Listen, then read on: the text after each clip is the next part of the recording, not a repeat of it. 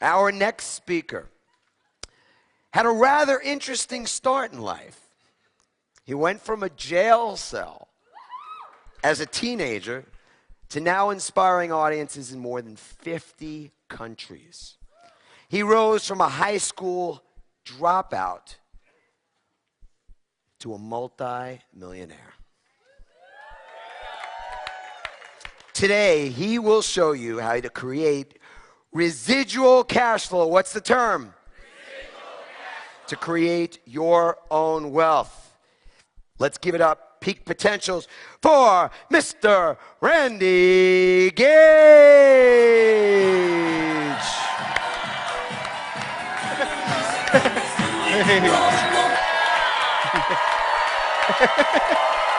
Okay, thank you. Okay.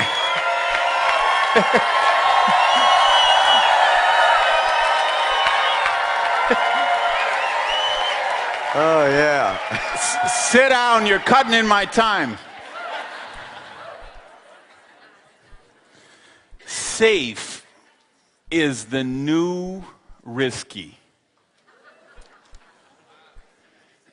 Everything we were taught, everything we believed for many, many years, probably what you were programmed with since you were a child, the safe way to create a living, a lifestyle, to get a job, to work a job, to build wealth, today is probably the riskiest thing in the world. Because all the rules have changed. My mother, I grew up in Madison, Wisconsin. Badgers, yeah. Single mother who raised 3 kids by herself. She did this knocking on doors, selling Avon. And I mean, this is back in the day when you literally were knocking on doors. It's not like today where it might be a gal works at an office and she takes a catalog and shares with her friends at work. No, my mother knocked on doors to raise 3 kids by herself. And you know what she told me and my brother and my sister? Go to school, get an education, and get a job for a big company, and you'll be set for life. Yeah, whoops. That's it. Whoops. And of course, fortunately, you could tell, you've heard from the introduction already, I'm a high school dropout, so you know I didn't follow that advice. Now, the truth is I didn't have a choice, because to say I'm a high school dropout is kind of gilding the lily, since I was actually expelled from high school in the 9th grade. From Madison West Senior High. Did you go there? Okay, all right. So, but my mother was telling me the best that she knew, right? And I tell you, there were millions of mothers and fathers all over America and all over the world who were telling their kids the same thing. Go to school, get an education, get a job for a big company. And of course, the big companies are like General Motors. And that was the thing, man. If you got a job for GM, you were set for life. At least that's what we thought. Fast forward today, I was reading something that's way, way back in maybe 10 years ago or 12 years ago. General Motors had laid off more people than any company in the history of the world. And, you know, that's a very cyclical business, the car business. It's, you know, they might lay off 40,000 this quarter, and then 2 quarters later, they'll hire them back, and, you know, last in, first fired, and first fired, last out, or, you know, whatever their little seniority sequence is. That's just the nature of the business. Certainly, the way we thought to get rich, the times have changed. Nowhere did this become more apparent to me than when I was in Phuket, Thailand. And I was there doing something from my bucket list, you know, the list you make of things you want to do before you die. So one of the things I wanted to do before I died was to ride an elephant. So I go to Phuket, Thailand with a bunch of my friends, and we go there to ride elephants in the rainforest at this eco preserve there. And we had a big group, and they said, well, we don't have enough elephants for all of you guys, but here's what we want you to do. We're going to split you in half. Half of you will ride the elephants right now, and the other half go over and see the monkey training show. And then we'll switch. Like, the monkey training show, you know what? So we go and see. Here's what the deal is. They train monkeys to harvest coconuts from the palm trees. So if you have a monkey in Thailand, you send them to monkey training school. It costs about $300. And then what they've done is they have set up, all these palm trees have a big cable that goes to the top of the palm tree. And the monkey climbs to there. They put one hand and one foot on the cable, and then they take the other hand and the other foot, and they spin the coconut around enough times till it drops to the ground. And after about 2 or 3 months, they trained them, and now they go and they send them out to these plantations, and they pick coconuts all day long. Pennies. The owners make what we would consider pennies, which would be a very, a decent amount of money in Thailand. Now, some of you guys flew here. Some of you flew here on American Airlines. You don't think American Airlines is looking at those monkey school and thinking, wait a minute. Could we replace those flight attendants with monkeys, you think? You don't think there's somebody in Dallas thinking that right now? Take it further. I come home, I stop in San Francisco, break up, it's a long haul, 20 hours or something. So I schedule a night in San Francisco, sightsee, break up, and then I fly because I live in Miami. Stay there the night, wake up the next day. I go to the airport lounge. There's a couple with this adorable baby puppy. Now, I love all animals, so of course I'm like, hey, can I, play with the puppy? And it's, sure, come on. He's cloned.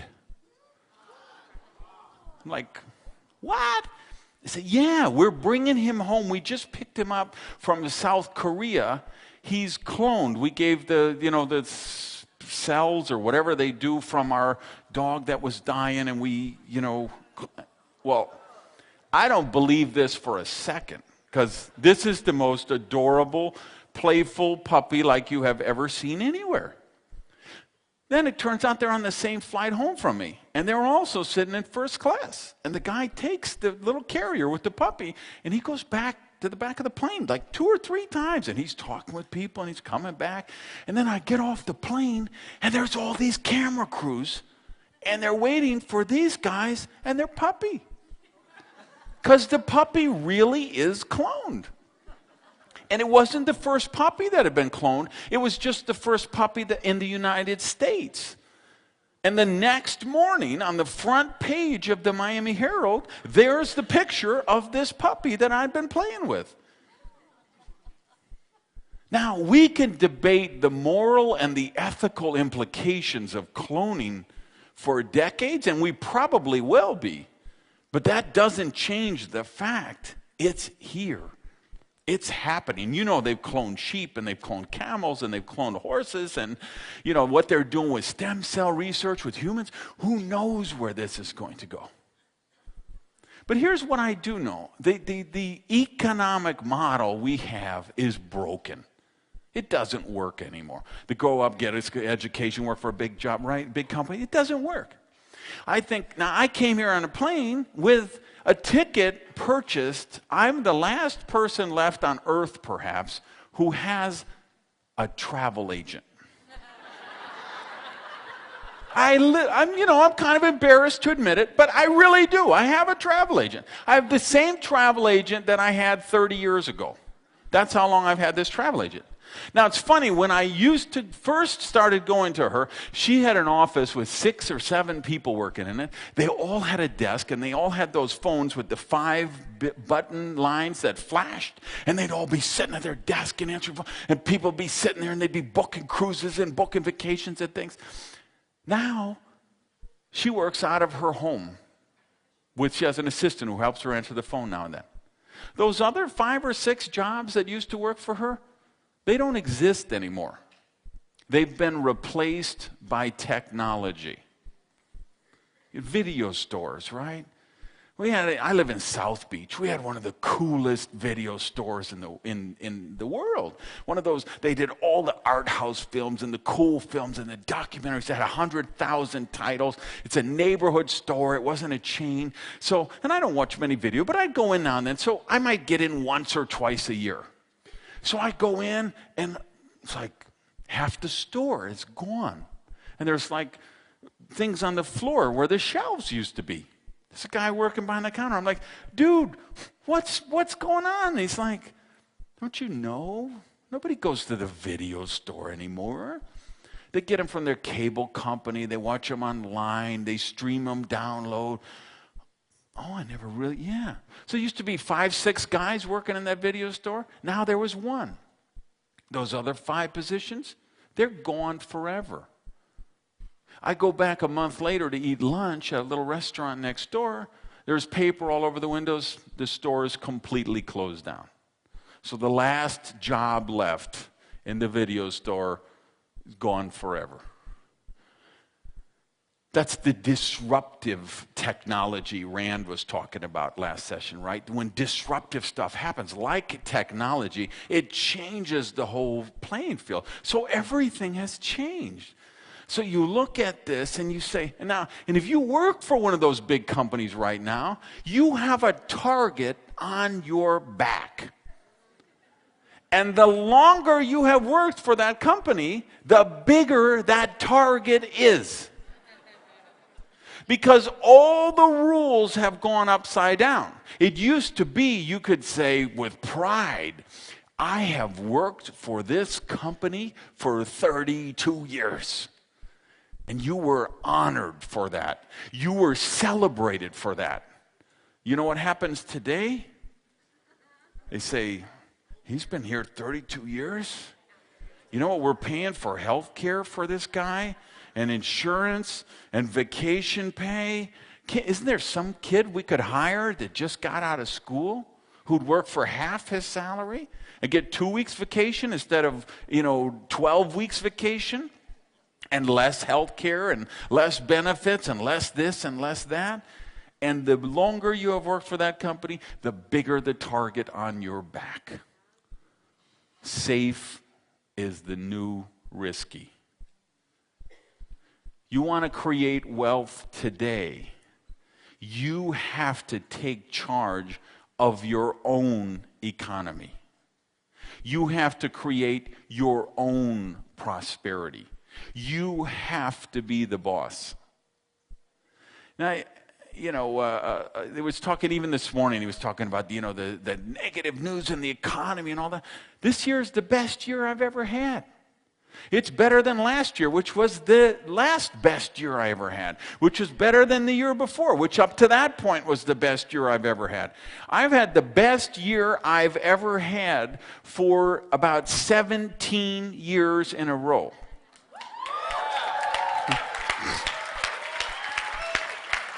I'm on a vicious cycle of prosperity. And you know why? Because I don't outsource my prosperity to the economy, the government, the news network, the data sphere, the perception. I don't care what that economy is. I make my own economy, and you have to make your own economy.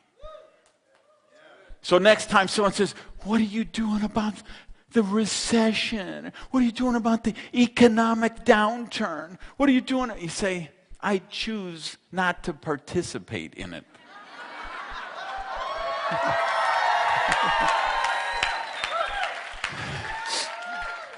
That's my mantra. I choose not to participate in that stuff. Because here's what we know. For every challenge, there is a corresponding opportunity. We know some of the greatest wealth created in the last century was created during the Great Depression. And whatever the biggest challenge you can find offers the biggest opportunity that you could find.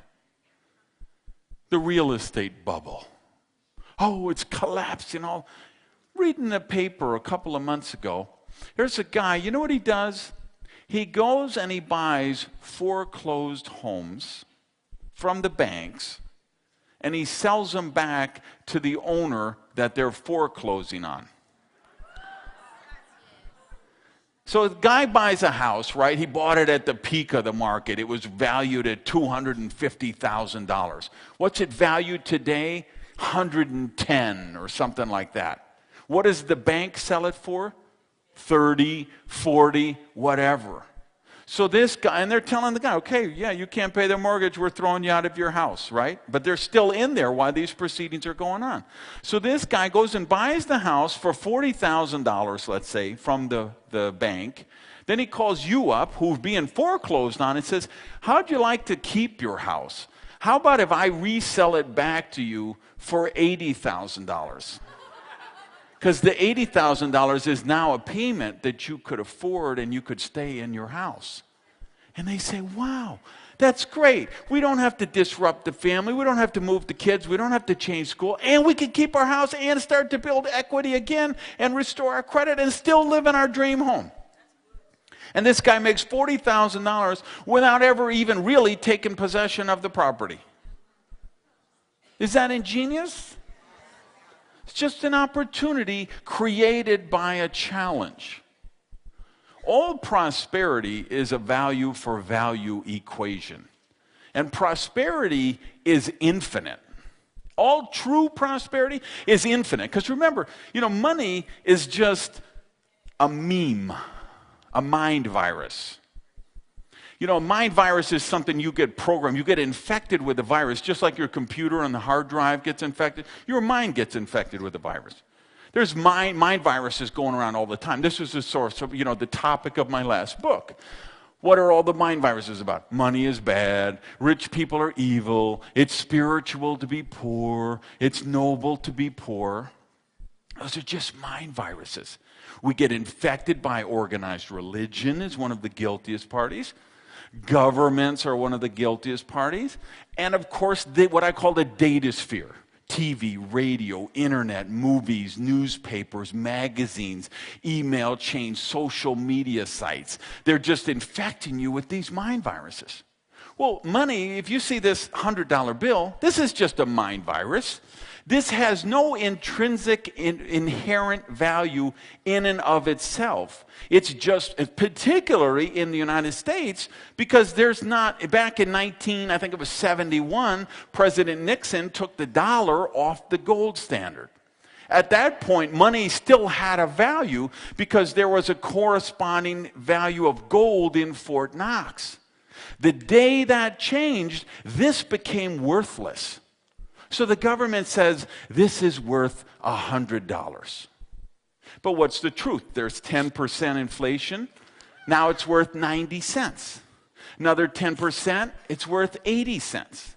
Now we're going to adjust the consumer price index because the inflation is going too far, and now we don't want people to know how much it really costs to live. So we'll take out things like bread and milk and eggs and gasoline and things that people buy all the time, and we'll replace them with cars or rakes or lawn blowers or whatever things so that and now we lose another 10% and another 10%, and then that's the real value of that. It's worthless. Now, of course, I'm hoping somebody this weekend is going to do a session on precious metals, gold, silver, platinum, because that's the only real form of payment in the world. because that is they're not, that can't be done on a printing press. So true prosperity is a value for value exchange. The more value you create, the more prosperity you're going to attract. And the bigger the challenges are, the greater the opportunities for your prosperity. So, but you've got to change your thinking. You've got to stop saying, okay, well, they say it's a bad economy. They say it's a tough time, or I should go to school, or I got to work for a big company, or you got to know somebody, or you got to have money, or you got... No. All the rules are changed. You take Microsoft, right? One of the biggest, companies in the world, worth billions and billions of dollars, right? This was started by a couple of college dropouts in their dorm room. And you know what? Right now, in some college dorm room somewhere else, there's a couple of kids with nothing but a couple of empty pizza boxes that have the next idea that will make Windows obsolete. That's just the nature of technology. So what are you going to do? Let's talk practical application. What am I going to recommend for you tonight? Well, I'm going to recommend, there's 3 business models I think are absolutely delicious because they allow us the opportunity to create leverage. And leverage is where real wealth is created. Leverage is how a guy who was expelled from high school could become a multimillionaire. See, there were no corporations recruiting me. There was nobody offering me a company car and a health plan and a corner office and all of those handcuffs that they put people in to get them in a cubicle somewhere. I didn't have those opportunities. All I had was this fervent wish, this vision that I would be rich. Now, why did I have that vision? Because I hated being broke. I was broke for 30 years. You ever see those people on TV? They're being interviewed. They're like, yes, we were poor, but we didn't know it.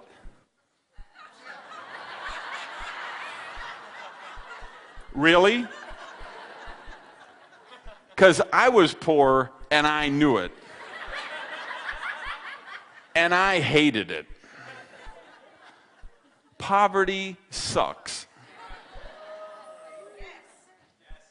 Charles Fillmore shocked the religious community around 1900 when he said poverty is a sin.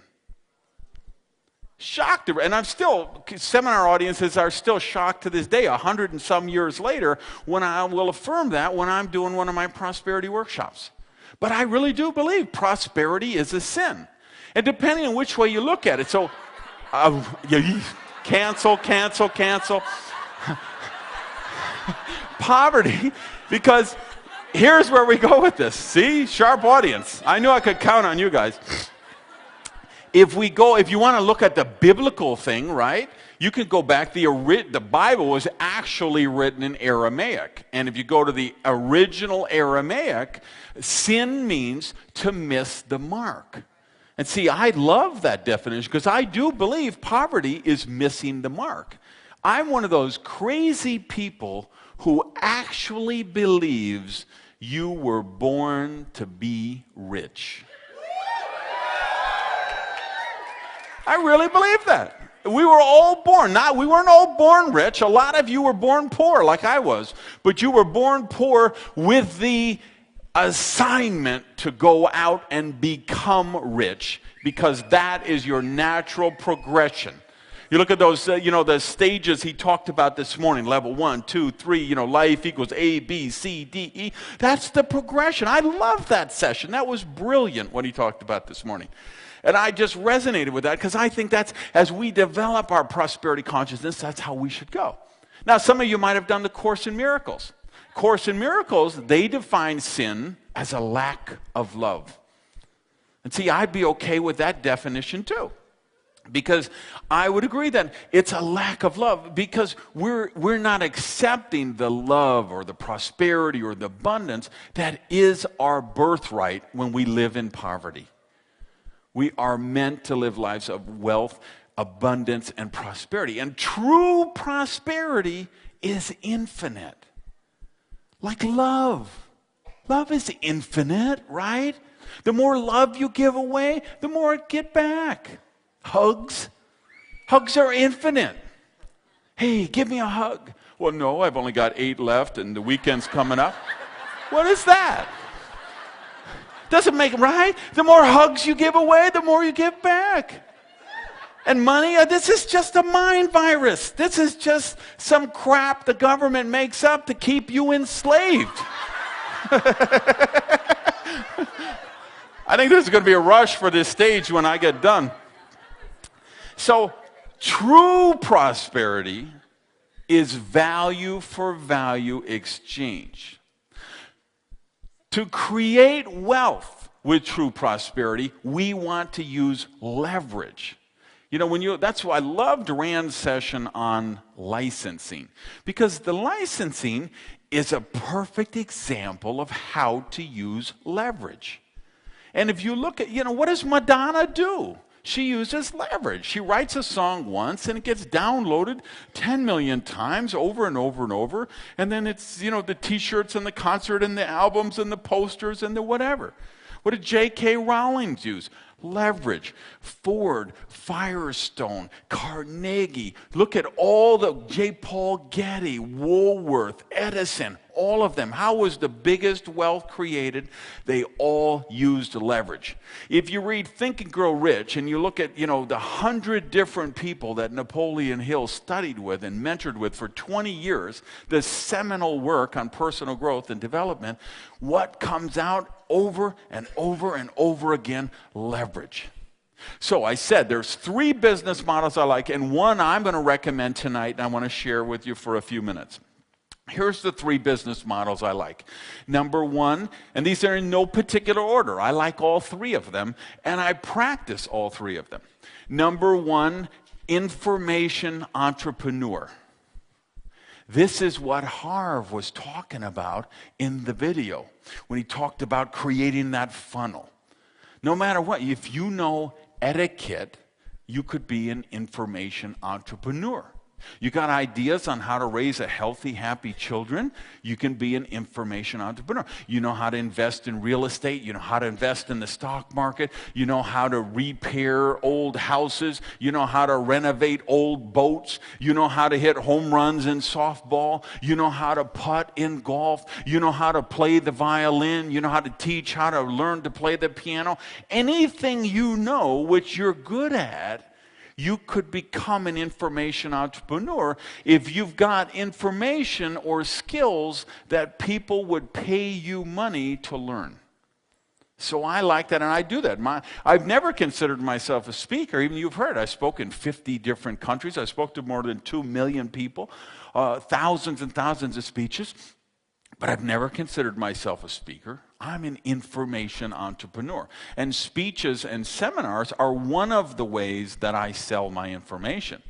I also have DVDs, CDs, CD-ROMs, books, booklets, special reports, coaching programs, consulting services, digital products.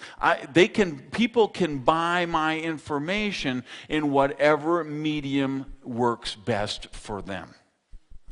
Now, I love that business, and I'll recommend it for anyone here, and I'm sure other people besides Harv will be talking about it this weekend. But let's be real, it does take some investment. That's one downside to that. The upside is great. It's a very lucrative, profitable business, particularly as most of the products are migrating from physical products to digital products. I'm up to about 70% of the stuff we sell is now done in digital form versus physical form, and that number seems to be going up 10% a year right now. So when you're selling MP3 files, your cost is nothing once you produce the original content. Just like you heard about the licensing from Rand. So business model 1 I love, information entrepreneur. Business model 2 I love, real estate. And I'm hoping somebody this weekend will be doing a session on real estate. That won't be me. That's not my expertise. I've made a good amount of money with real estate, but I'm not an expert in it. But I love it because, again, like information entrepreneur, because what do I do when I do create a CD or a DVD? I'm doing the same thing Madonna does, the same thing Prince does. And I don't sing like Prince. I don't sing like Madonna, but I can use the same business model they do. Real estate, same thing. You can buy, and I'm not crazy about this buy real estate with no money down thing. I don't think that's a good thing, and you've seen the results of that over the last few years. However, you still can use leverage. The fact is, you can go buy a $100,000 property with a sensible down payment. You could put down $25,000 or $35,000 and still get $100,000 worth of property, which you could renovate and flip over, or you could renovate and rent out and create steady cash flow. So I like the real estate model. Now, the real estate model also has the issue, it does take some money and it does take some expertise. This is where people have got into some trouble because there were a lot of people selling these real estate courses in the 80s, and it was just buy everything, no money down, and you just had people buying stuff. And, it's even Robert Allen, who was one of the original guys who wrote one of those books. I mean, he talked about, you got to feed the alligator or eventually the alligator is going to eat you. And he went through a couple of cycles where he had the alligator eating him. So there, you've got to be, so just, buying a bunch of stuff on total leverage, I don't think that's a prudent way to create prosperity. But there's a measured way, a mindful way to create prosperity through real estate. And the key of this is, of course, you want to do it so you never have to sell it. Like if I take the condo I live in, when I bought it, it was worth $1.1 million. If I appraised it, and I haven't appraised it, but let's say if I would have appraised it last year, it might have been worth $600,000. You say, I lost $500,000. No, I didn't lose $500,000. I still have a gorgeous condo. It's the best building in South Beach, the only one with parking, marina, no noise, side street, right on the water. And you know what? It will come back to $1.1 million. And then it'll go to $1.3 million, $1.5 million, and even $1.8 million or $3 million. Who knows where it's going to end up? The key is I didn't have to sell it when the market tanked, right? So you've got to be mindful of the cash flow. If you do that, real estate is a wonderful way to create wealth. Here's the third one, and I'm going to shock some of you in this room. Network marketing. Okay, I will shock some of you and delight others of you. Multi-level marketing, MLM, or network marketing, is one of, I think, of the three, this is my favorite because this is the one, a guy who was thrown out of high school, who didn't have money, who didn't have connections, who didn't have skills. I could learn the business and become a multimillionaire. And it's all about cash flow. See, in the new economy, cash is king. Real estate? You know what bargains are out there in real estate right now? If you have a cash flow coming in, like I have coming in from network marketing, do you know the kind of property? Because I love real estate. Like I say, when I look, one of my goals is to be a billionaire. And I look at the billionaires and I say, well, this one did it with real estate, this one did it with real estate, this one did it with, a lot of them did it with real estate. And what I see, it's usually commercial real estate. They're buying office towers. DeBartolo did it with shopping centers. Developers are creating whole projects. Well, that takes serious money. That takes serious cash flow. Well, I have serious cash flow. And at times like these, what did we say? The worst challenges are the greatest opportunities. So I created a solid cash flow in network marketing, which I can invest in information entrepreneur, and I can invest in real estate, and now I am leveraging my leverage. So it's like to the nth power. So you go out here, what I'm going to recommend, no matter what you do this weekend, I hope everybody bought Rand's kit and you want to do license. And whoever comes after me, I hope you buy their kit. Who's ever tomorrow morning, buy their kit. The real estate guy and the penny stock guy and the precious metals lady and this business and the giant gumball machine and the wash on cars machines or the ceiling tile cleaning franchise or the car, whatever you decide to do. Great. Do network marketing in addition to that. Because this is a business you can start without experience, without a lot of money, and do it part-time with whatever job or business you're already doing. And you create, think about if you do just a stupid level, just minimum level of success, and create $2,000 a month in residual income with your network marketing company. How many properties do you need to buy to create $2,000 a month in residual income?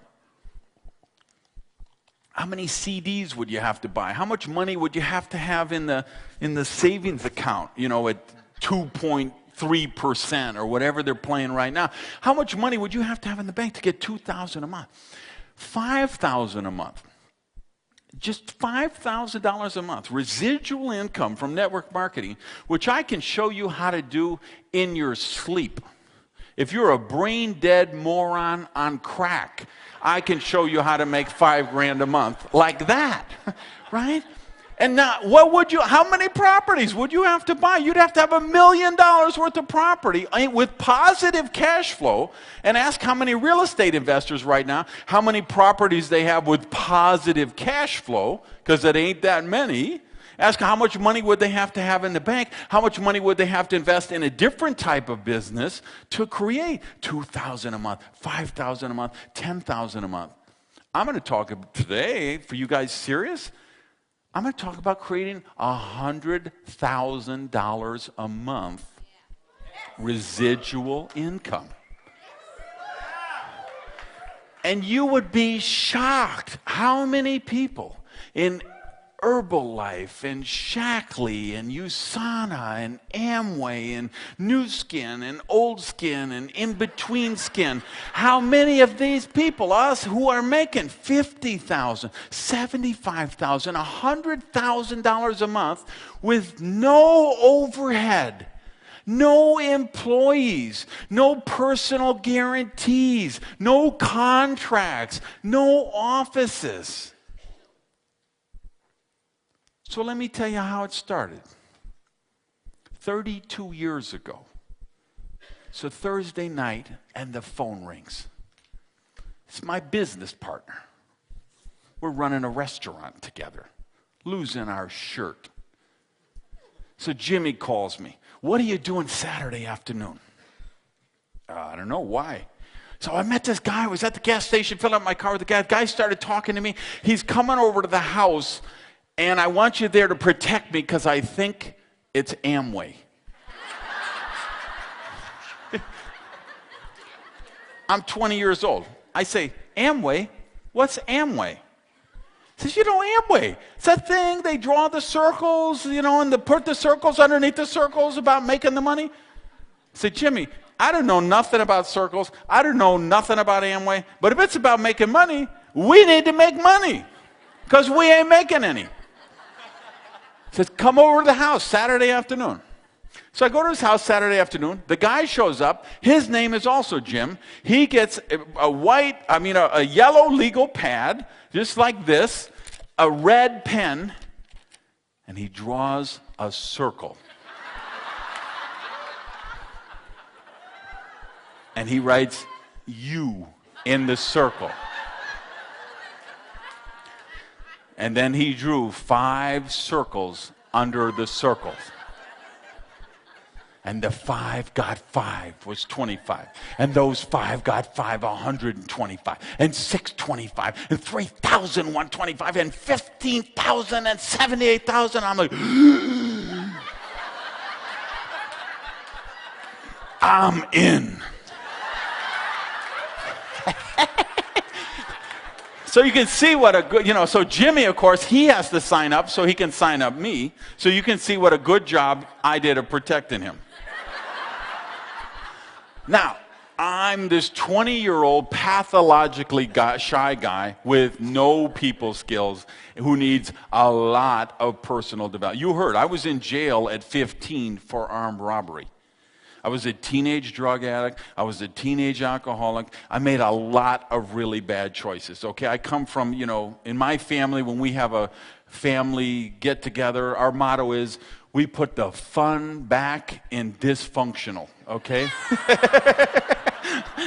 So I come into this business, I have all these issues, right? And I'm pathologically shy. I have no marketing skills, no sales skills, no business skills, no people skills, no time management skills. I just know I hate being broke, and I want to be rich.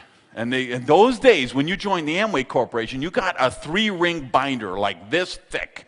And it said, this is how you do the business. So they said, you call your friends and you read this script exactly. I said, okay, these people, they must know what they're doing. I don't know what I'm doing. So I pick up the phone. I get my big binder. I say, hello, friend's name here.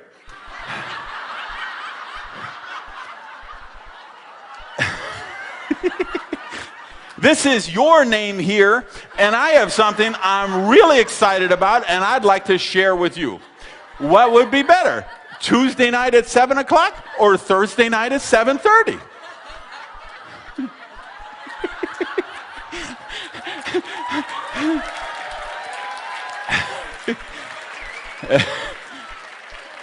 And my friends are like, why are you talking so funny? Now, interesting thing, I had never heard of the Amway Corporation. Now, a lot of my friends and family, it seems they had heard of the Amway Corporation, and they weren't particularly excited to hear about it again from me. So 6 months, I'm working the Amway business, calling up people, talking to everybody I know. In 6 months, I sponsor one person, my roommate. Because I lent him the money for the distributor kit and the first product order. You've been there, huh? 6 months, I don't sponsor anyone else. So finally, after 6 months, my roommate drops out. Well, what am I supposed to do? I've lost my entire organization.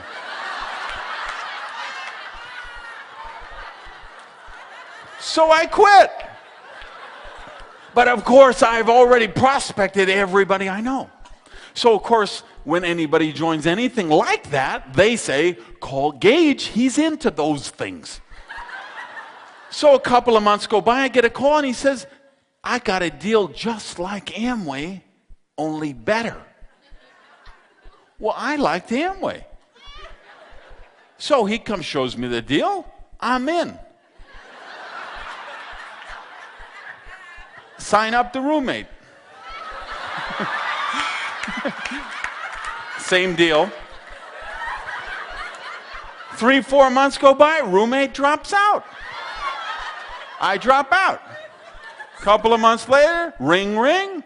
They got a deal that's just like the deal that's better than Amway, only it's better than the deal that's better than Amway. I'm all over that. Same deal, sign up the roommate. Same deal, roommate drops out, I drop out. Couple of months go by, ring, ring. They got a deal that's better than the deal, which is better than the deal, which is better than Amway. I'm all over it. Roommate won't join. 5 years I labored in network marketing.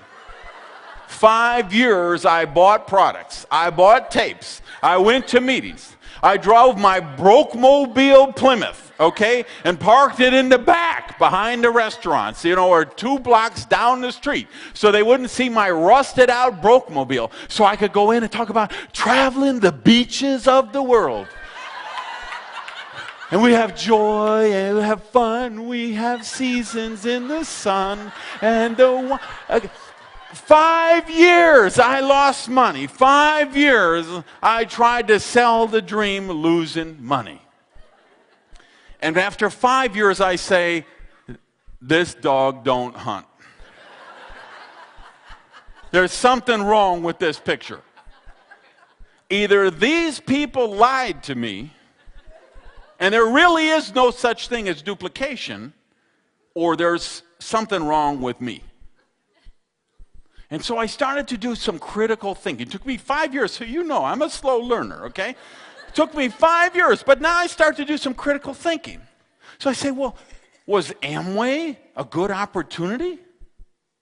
Now, we can look forward now and look back. Amway just did their first $1 billion month a couple of months ago. $1 billion in a month. So it looks like they scraped by without me. Right? How many millionaires did Amway create? And then I looked at the second one I joined, and the third one I joined, and the fourth one, and I was in dozens. Because, at that time, my dream was to make $10,000 a month. Because if I made $10,000 a month, I would have been the richest person I had ever met. Because I said, $10,000 a month, you could never spend that much money.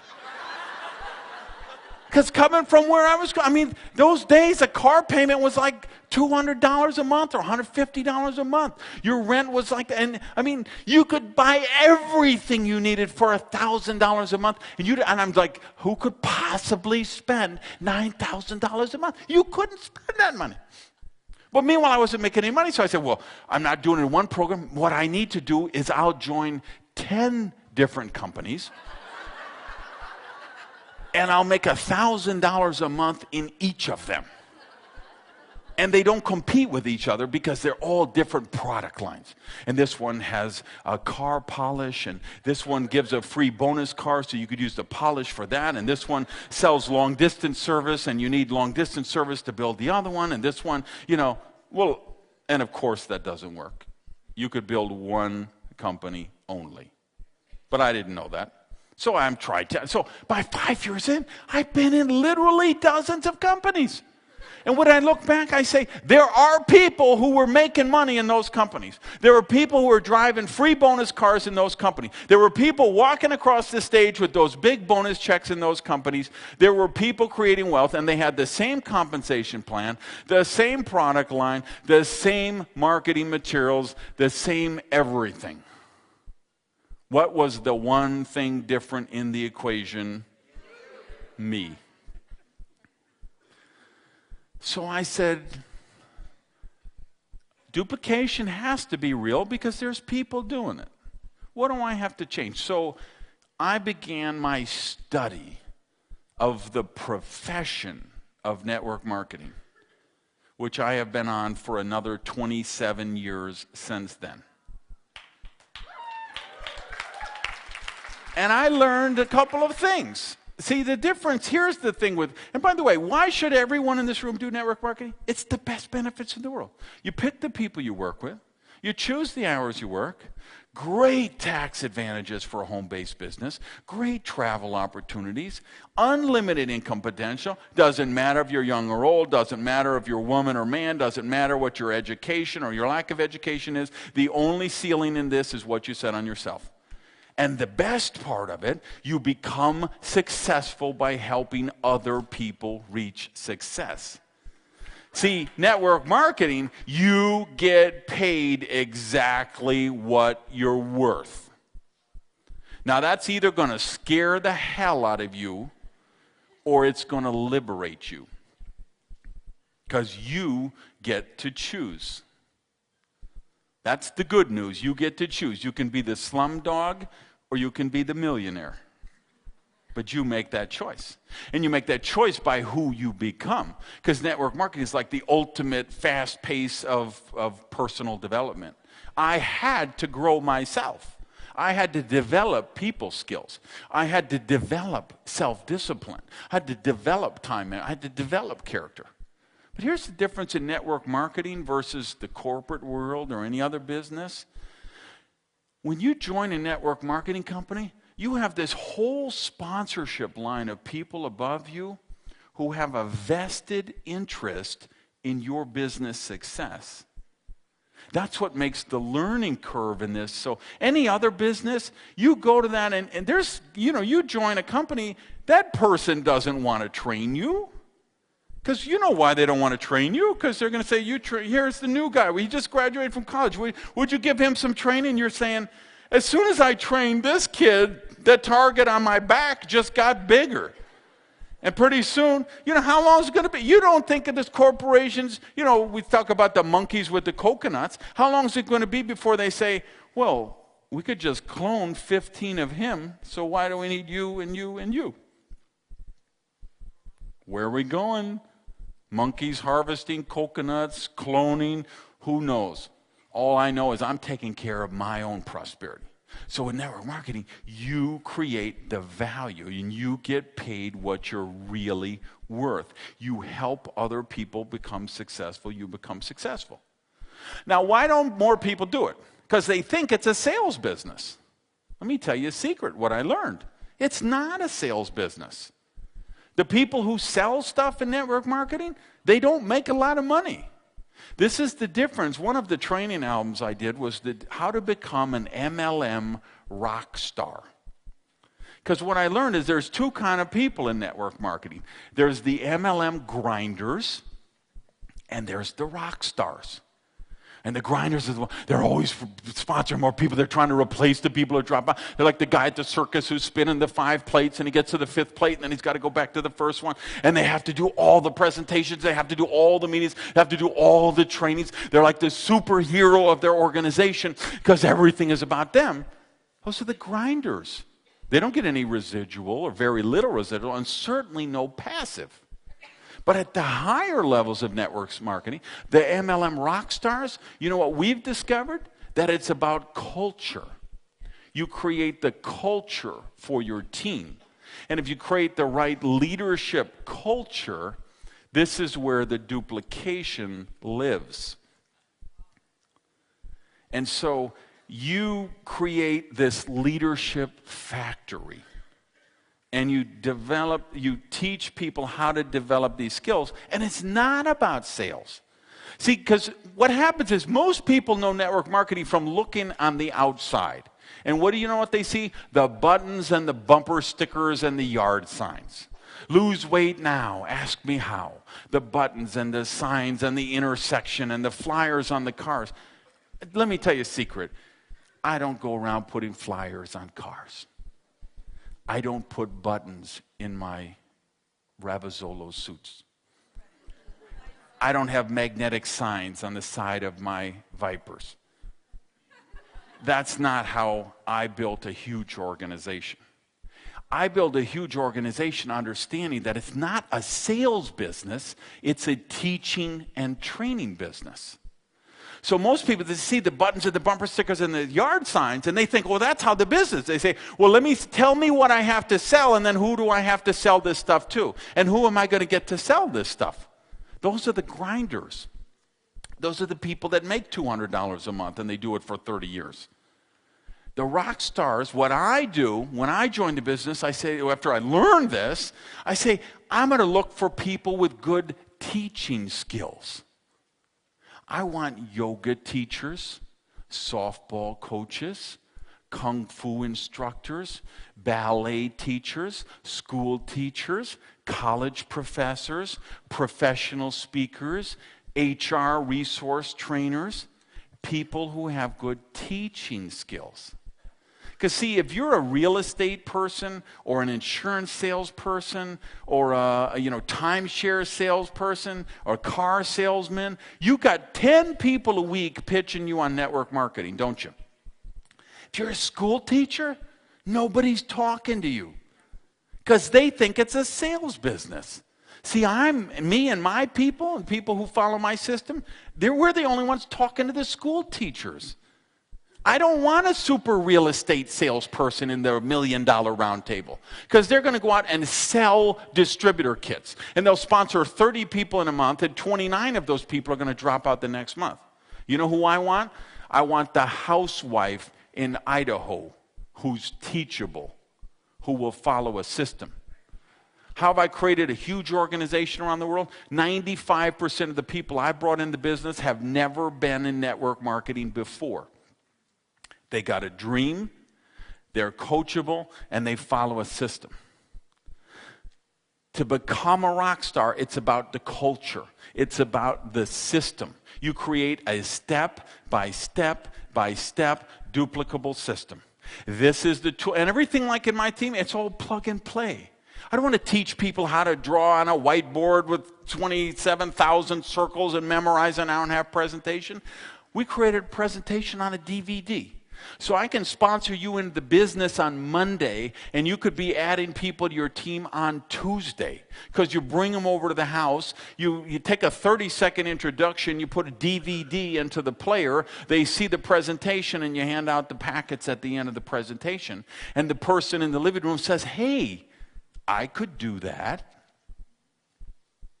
That's the secret of network marketing. When your prospect comes to a presentation and they're sitting there watching the presentation and they get a list of like 5 people in their mind. Oh yeah, my brother-in-law, I bet he could really do it. You know what would be great for this? The guy at work, Jimmy, he'd be, so they get that list of people in their mind and they realize, I could just get to those people and show them this plug and play presentation. I could do that. And the day they say, I can do that, they're in. The money is no object. So, you don't. See, I've got organizations in 65 countries around the world. I have organizations in countries where the average people make $300 a year.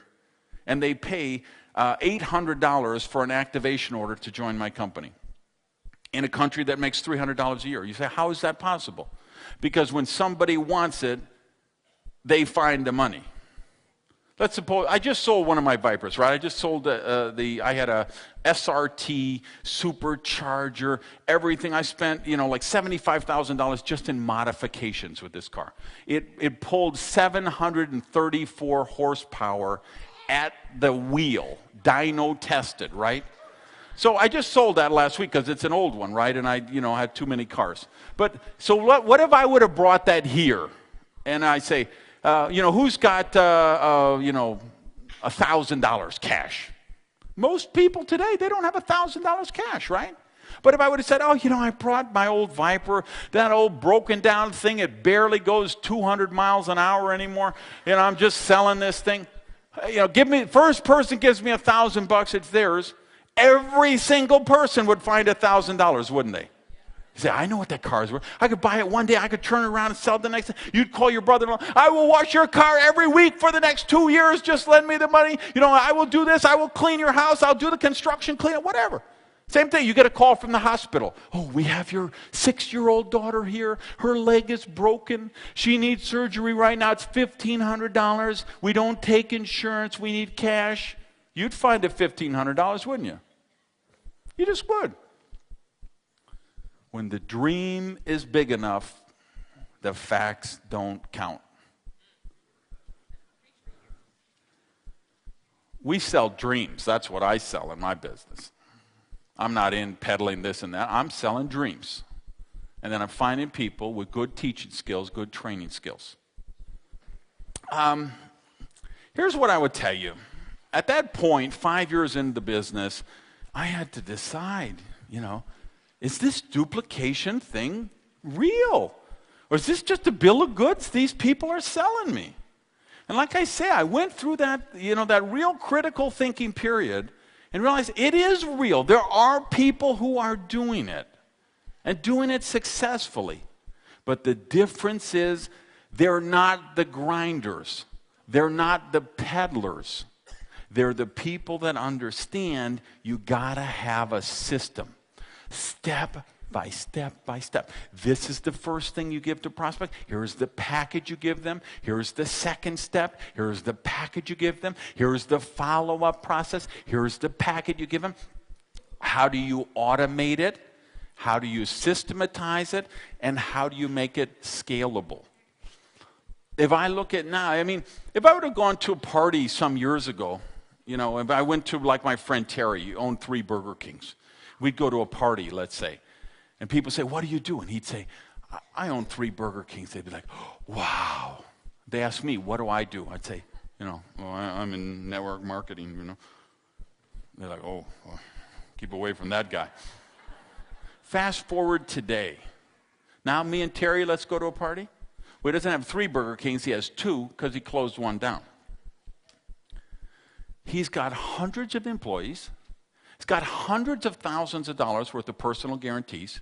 He's the one that the police call at 3 a.m. when the alarm goes off. He's the one the employees call at 6 a.m. when they're calling in sick. He's the one they call at 7 a.m. because the cook is drunk, or the cook had a fight with his wife and beat up his girlfriend. And this one and he's the one managers call and say, well, we found 2 boxes of hamburger patties out by the dumpster, which obviously someone was leaving out there because they were going to steal when their shift got over.